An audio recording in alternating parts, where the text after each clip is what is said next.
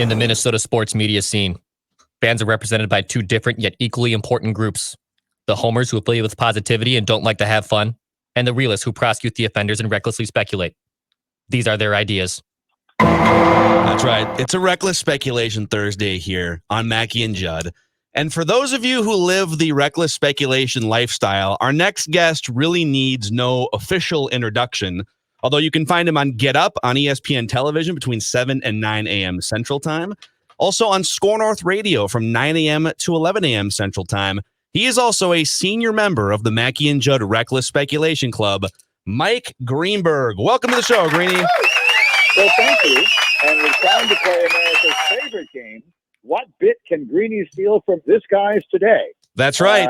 I have been known to steal bits from you every time I've been on, so I'm looking forward to seeing what you hit me with today. Well, I guess, we hadn't put a ton of thought into this. I mean, you do come on the show, and we like to unveil new segments in the hopes that those segments get called up to the major leagues. So, I don't know. Just off the top of our heads, how about Smoke or Fire? Where we throw out various speculative statements.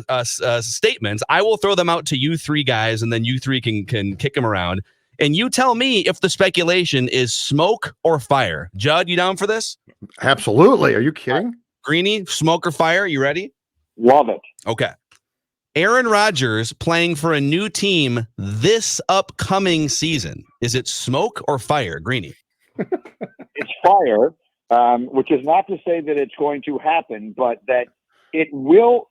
Aaron Rodgers is 100% ready to do it if he doesn't get what he wants from the Packers. I think his leverage is such that he will get it, and thus it will not happen. But that does not mean it's smoke. Smoke to me would mean it's just the reports of it are overstated. I do not think they are overstated. I think Rodgers is holding their feet to the fire, to stay with the theme. But I think he will ultimately get what he wants. So I don't think he's going someplace else. But I think the story is real. I think it is fire, not smoke. Judd? Can I say this? The entire gents quarterback position among stars in the National Football League is a towering inferno. It is all on fire. This is unbelievable. It's fire because everything is. Deshaun Watson, Cousins. I mean, you look at what is going on around this league right now. It's as much fun as I've had. I think it's all fire, and I'm telling you, the entire building is burning up, and I'm here for it. Dex, are you smoke or fire? Oh, it's all fire. They already pissed him off a year ago. Now he's more upset. Of course it's fire. It's all fire. It does kind of feel Greeny, and I agree. It's fire. I think 2022 is more likely, and then he'll inevitably play for the Vikings and finish what Brett Favre started in 2009, which is going to be amazing. But it kind of feels like he swallowed some really bitter feelings like a professional when that draft happened with Jordan Love. And as soon as the call was made to kick a field goal and they gave the ball back to Tom Brady, it was like, all right, I'm enough of this. I'm not going to swallow these feelings anymore.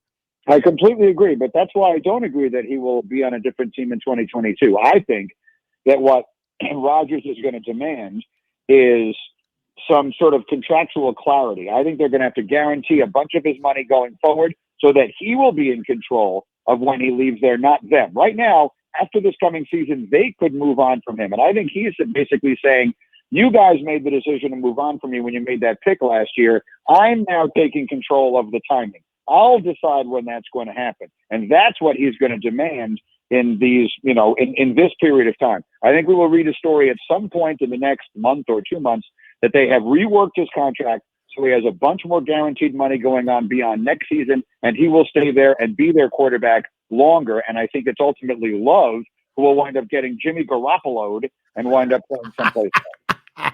Hey, Mike, off that point too, the person who Rodgers and his representatives are going to look at and copy the exact form of the contract is Kirk Cousins.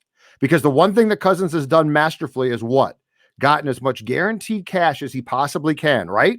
So like anything that he wants done, he says, or that they want done, he says, I'll do it, but you've got to guarantee me more. So I think the Rodgers camp is going to look at the Cousins precedent and say, we want more, but we want it in the exact same form, which makes it impossible for you to jettison me without it being painful to you. Has anyone ever played the system as well as Kirk Cousins. Kirk Cousins has made more money playing football in the last 5 years than any football player ever made in any 5-year period in the history of the sport. That'll be surpassed at some point here by Patrick Mahomes and probably by Dak Prescott, because Dak Prescott is going to Kirk Cousins them to death down there in Dallas. But no one has ever played it better than he has. I have great respect for that. He is an extraordinarily average player, and he has made more money than anybody ever. And if there's one thing that I have great respect for, it's the ability to figure out how to do that. And he has done it. It's a good segue into our next smoke or fire. So, as you can imagine, we've been talking a lot about Kirk Cousins and what the Vikings can and can't do around here. And so our master plan for a few weeks now has been trade Kirk Cousins to San Francisco, where Kyle Shanahan's on the record from a couple years ago saying that he mourned when Cousins signed with the Vikings because they had such a great relationship in Washington. So trade Kirk Cousins to the quarterback-hungry San Francisco 49ers for like a second or a third, whatever you can get. And then the Vikings should turn around and trade all of their first-round picks in perpetuity for Deshaun Watson. So that's our plan. But my smoke or fire for you is San Francisco has been in on Rodgers, Stafford. There's been things floating around this week about their connection to Kirk Cousins. So is Kirk Cousins to San Francisco smoke or fire in your mind? Smoke, 100% smoke. Kyle Shanahan can say whatever he wants, but the quarterback that he wants and is going to ultimately get, I think, is Matt Ryan. I think Matt Ryan is much likelier to wind up in San Francisco. The Falcons are starting over with a new coach, a new general manager, a new era. Time to turn the page. They have the 4th pick in the draft. I think they may trade up to the 2nd pick in the draft and take a quarterback. And I think that it is likelier that Matt Ryan winds up in San Francisco than it is Kirk Cousins. Mm-hmm. I think we all agree it's fire here, right? We disagree with Greeny. Mike's right, but I am so far down this path now that I'm going fire. I'm too invested. I'm on the look. I am so far down the path. I got to go fire, or else I look like a complete fraud on the show. Yeah, I mean, like part of it is like we theorized about this when the Vikings were 1-5, and we went back and found the Kyle Shanahan quotes, and we were like, in November we put on an episode of our show. And now that it's sort of coming to fruition, it feels like we're kind of pot committed at this point. So we'll see what happens. All right, smoke or fire. Deshaun Watson to your Jets, Greeny. I definitely think it's fire to the extent that it's one of the places that are a possibility, and that is exclusively because the Jets have as much to give up as any team in the league. The Jets have 5 first-round picks in the next 2 years. So if they're willing to part with most or even all of that, then there's no team in the league, including Miami or anyone, that can put together as attractive a package in return as the Texans. As the Jets can. The part of it that I find inexplicable is that people say, I haven't spoken to him about this. People say that the Jets are one of the places Deshaun Watson would be willing to go. For the life of me, I have no idea why. If I were Deshaun Watson, that's one of the last places I'd want to go. They have total dysfunction in the front office. They have a new coaching staff, which is completely unproven. They're coming off having had the worst coaching I've ever seen in my life. The team stinks. They have no weapons. They have a terrible offensive line. So for the life of me, I have no idea why he'd want to go there. But people say he does. So if that's true, and the Jets have all that to give up for him, to me, that has to be fire. Yeah. It's fire for sure. It's fire. Yeah.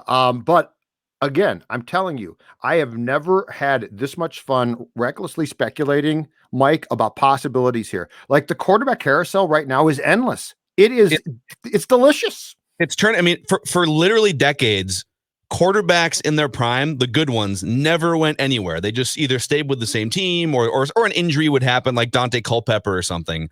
But it is morphing into the NBA in front of our eyes, where like Deshaun Watson might as well be taking a page out of the NBA superstar blueprint or book here, Mike. Correct. But without the downside, I think. The downside of that for the NBA is that the NBA is like what would happen if Deshaun Watson, Patrick Mahomes, and Lamar Jackson all decided to go play on the same team, which for obvious reasons they won't. So that won't happen in pro football. So it won't completely destroy the competitive balance. What's happened in the NBA is these guys have all decided to team up. So 20. I mean, I'm just throwing a rough number out there. Between 18 and 22 of the teams in the NBA just feel completely irrelevant. They feel irrelevant to their own fans, and they feel insanely irrelevant to the fans of the teams that are good that have to watch them play them every night. You can't find 2 good NBA games a day ever anymore because all of the good players are on like 6 teams. But that won't happen in football because of the hard salary cap and any number of other reasons. So I think you get some of the positive nature of player movement without the really big downside of player movement. So I agree with you. It has become very much like the NBA, but I think mostly in good ways. Yeah. All right. Last one for you here. Last one for you. Smoke or fire? I don't know. We've been just sort of in and out of Twitter all day. And at one point, there was like a friend of Andrew Luck's wife who sent some screenshots of tweets that he might be talking to Jim Irsay. And now it's making the rounds around the aggregators. So he's 31 years old. Smoke or fire? Andrew Luck coming back to play football at some point in the next couple of years. I hope it's smoke. I talked about this on the radio the other day when I saw a story in the Indy paper. I want to say it was towards the end of last week. Look, the Indianapolis Colts are exactly Andrew Luck away from being a Super Bowl team. Yeah. Andrew Luck retired at 29. He's still only 31, as you say. And if he's ever going to do it, this is the exact moment to do it. They are 180 degrees away from what they were. They were horribly mismanaged by a terrible general manager who sent them out there like a lamb to the slaughter. Whatever it is that gets slaughtered. I never get that right. Whatever it is that gets led to the slaughter. Is a lion? What gets slaughtered? What doesn't matter. Whatever it is that gets led to the slaughter. You got it right. Yeah. As opposed to now, where they've built a team with an outstanding offensive line. They have good weapons, 2 good running backs, Super Bowl caliber defense, and they have $60 million in cap space to get better with. That's outstanding general managing. So this guy, Chris Ballard, is awesome at his job. He's exactly what Ryan Grigson wasn't. And if Andrew Luck is ever going to do it, this is the time. So I think that there is smoke, and maybe that's with my heart as much as my head, because I would like to see him come back. Yeah.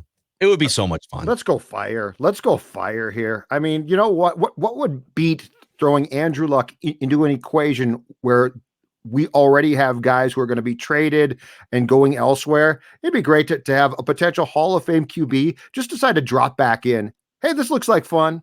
Yep. Yeah, this is great. Oh, we got a competent GM now, and I feel healthy and refreshed. This is great. Reckless speculation. Greeny, you can find him on SKOR North Radio here in the Twin Cities, 9 to 11 a.m. Central Time. By the way, do you just sprint over to a side studio right after your TV show is over? Was just someone hands you a coffee or what? I roll 6 feet to my right. I sit at the same desk. I roll 6 feet to my right. I say goodbye to get up. I roll 6 feet to the right. 60 seconds later, I say back and better than ever, and away we go. And everyone, I hope you will tune in tomorrow to hear the debut edition of Smoke or Fire on my radio show. That's unquestionably going to become a staple.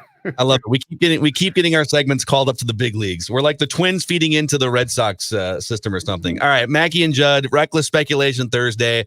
Mike Greenberg, we'll do it again sometime soon, man. Thank you. Always a pleasure. Thanks for having me, guys. All right, that's Greeny. He's become a friend of the show and a senior member of the Mackey and Judd Reckless Speculation Club. It's been good. I think he's stolen like 3 segments from us now. It's not even stealing anymore. He stole the first one. He stole Reckless Speculation a year ago. He did. Now he comes on and we test these segments out and then he uses The best part was though he stole it and it was great and he loved it. And then like Keyshawn was like, "What the hell is this? Yeah, they were this segment. I don't like this segment." Plausible deniability, I think, was one where they were like, he brought it up and like, yes, I think J Will was on that day and they were like, "This is stupid. What are we doing?" That's just all these guys in Minneapolis, St. Paul do. Yeah. They have a PhD in reckless speculation. Reckless speculation.